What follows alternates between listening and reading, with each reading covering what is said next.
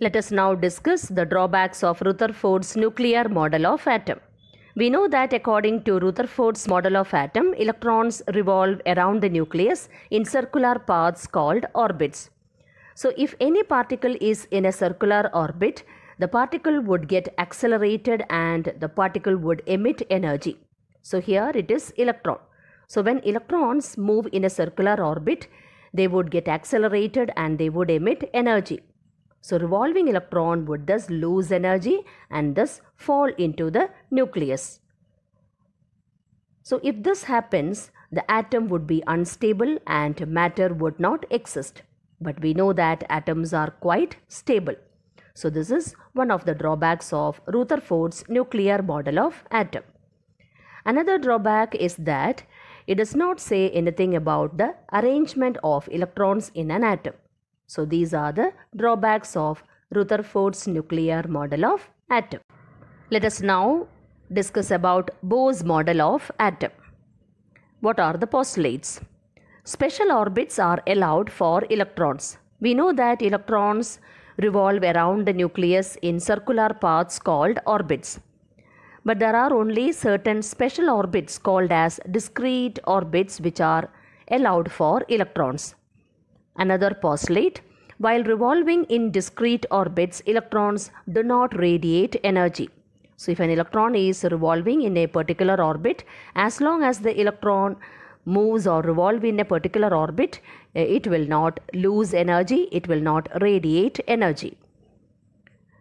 The different orbits are also known as energy levels or energy shells. These energy levels can either be numbered as 1, 2, 3, 4 or can be named as KLMN shells. So n is equal to 1 denotes K shell, n is equal to 2 denotes L shell, n is equal to 3 denotes M shell and so on. So K shell is the first orbit or first shell, L shell is the second shell, M shell the third shell and so on. You can see the various shells given in the diagram. Nucleus is shown at the center. The shell which is very near to the nucleus is the K shell, for which n is equal to 1. And the next orbit is the L shell and then Mn. So as the n value increases, the electron will be far away from the nucleus. Let us now discuss about another subatomic particle present in the atom, that is neutrons. So along with the electrons and protons, neutrons are also present in an atom. Neutrons were discovered by J. Chadwick. Neutrons do not carry any charge, they are neutral. We know that protons are positively charged and electrons are negatively charged, whereas neutrons do not carry any charge, so they are neutral. The mass of a neutron is nearly equal to that of a proton, and neutrons are present in the nucleus of an atom. Hydrogen atom has no neutrons. All other atoms will be having fixed number of neutrons. Hydrogen is the only atom which has no neutrons. Neutron can be represented by the letter N. Now what is mass of an atom is equal to? It is equal to sum of the masses of protons and neutrons in the nucleus. So it is inside the nucleus that both protons and neutrons are present. So sum of the masses of protons and neutrons will give the mass of an atom. How are electrons distributed in orbits? So let us now consider the various rules related to the distribution of electrons in various orbits or energy levels like KLMN shells. Consider the first rule.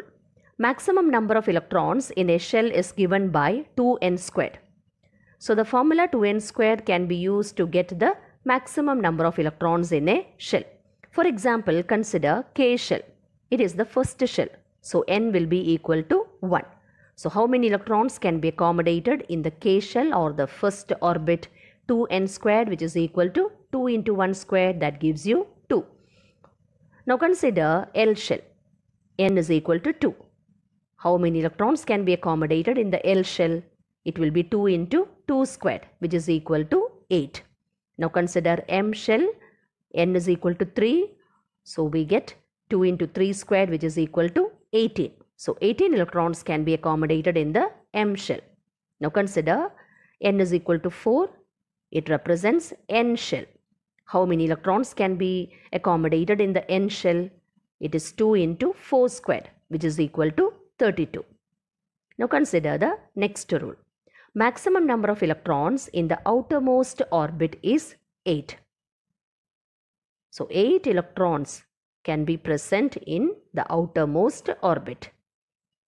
Now consider the third rule. Shells are filled in a stepwise manner. Now what is meant by stepwise manner? Electrons are not accommodated in a given shell unless the inner shells are filled. Only if the inner shells are completely filled, the additional electron will go to the next shell.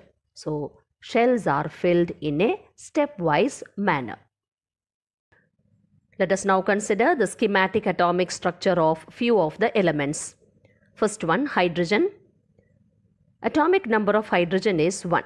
The atomic number gives you the number of electrons. So, in the case of hydrogen, since atomic number is equal to 1, number of electrons is also equal to 1. So, how can you write the electronic configuration? 1 electron in the K shell.